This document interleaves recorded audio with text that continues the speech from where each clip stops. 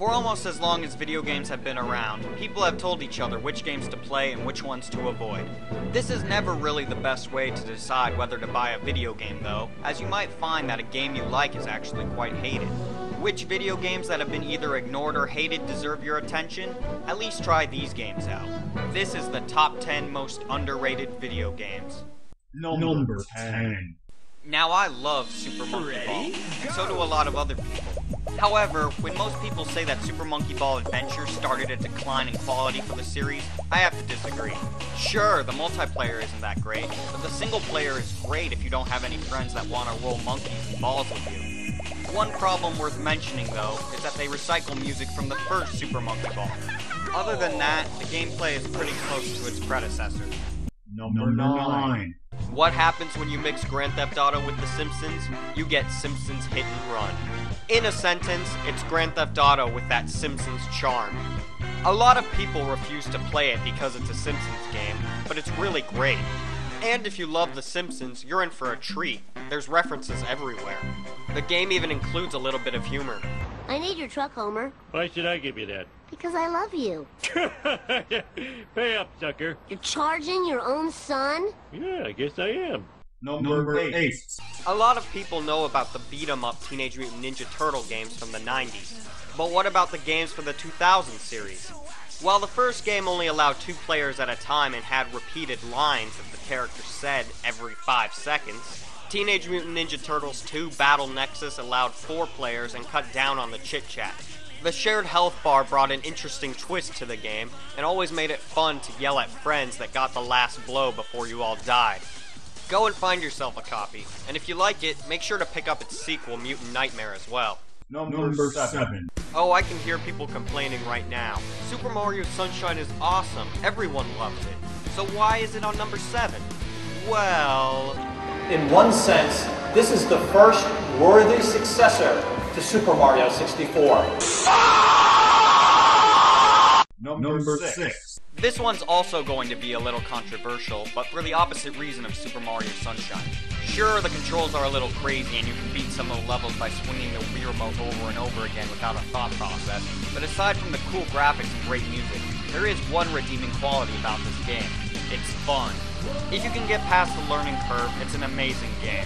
Number 5. Remember these things? In the United States, only 3 games were made for the bongo drums. Aside from 2 Donkey Konga games, we got Donkey Kong Jungle Beat, a platformer with a twist. Getting to the goal was one thing, but another objective was to collect as many beats as you could by being stylish. If you ask me though, the best parts of the game were the showdowns with the other Kongs. Since the game has been re-released on the Nintendo Wii, not having the bongo drums isn't an excuse anymore to not pick this game up. Number 4. Punch-Out is the ultimate example that a video game does not have to be hated by a lot of people in order to be underrated. Everyone I've talked to that's played this game has loved it. The only problem with that is that that's about 5 people. Seriously, why hasn't anybody played this game? It's video game boxing at its finest. Number 3. When the Game Boy Advance was created, many Super Nintendo classics were ported to it. Out of all of them, the one that seems to gather the most hate is the Donkey Kong Country game. If you look up any video on the internet about it, it'll all look terrible, but there's a good explanation for this. It looks pixelated because your computer screen is bigger than the Game Boy, and the sound sounds fine coming out of the speakers. Plus, it's portable and has mini-games. Number 2. If you were to ask me what my favorite Sonic game was, it would be Shadow the Hedgehog. You see, the thing is that every single argument against this game can be countered. My favorite argument people use against this game is the complaint about guns and vehicles. They're rarely necessary, so just don't use them. And when you get right down to it, it's like Sonic Adventure and Sonic Adventure 2, but with only the action stages. That means there's no more digging for emerald pieces. It's speed, platforming, and more speed. Before we get to number 1, I want to make a shout out to a game that barely missed the cut. Before being about guiding toys to an exit, the Mario vs. Donkey Kong series, or the first one anyway, was about puzzle platforming. It follows Punch-Out in the way that it's not hated, just overlooked. With an indescribable charm and graphics that would make a DS game jealous, Mario vs. Donkey Kong is worth the guilt of pirating it. Number 1. I loved The Legend of Zelda Ocarina of Time from the first minute that I started playing it. Everything about this game, the gameplay, the music, the controls, it's all great. And I'm not fooling anybody, am I? No, the most underrated video game of all time is Metroid Other M.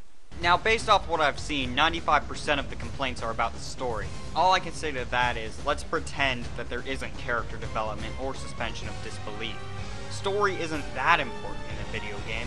I mean, if it really wrecks your entire experience with a video game, then you're taking it too seriously. It's definitely a worthy sequel to Super Metroid. And look, since everybody hated it, I was able to buy it used at GameStop for only $20. Thanks, I guess. And that's my list of the top 10 most underrated video games. Feel free to make a comment or post a video response showing your own list. Finally, the reason this has a lot of GameCube games on it is because I love the GameCube. It has a lot of great titles. Speaking of which...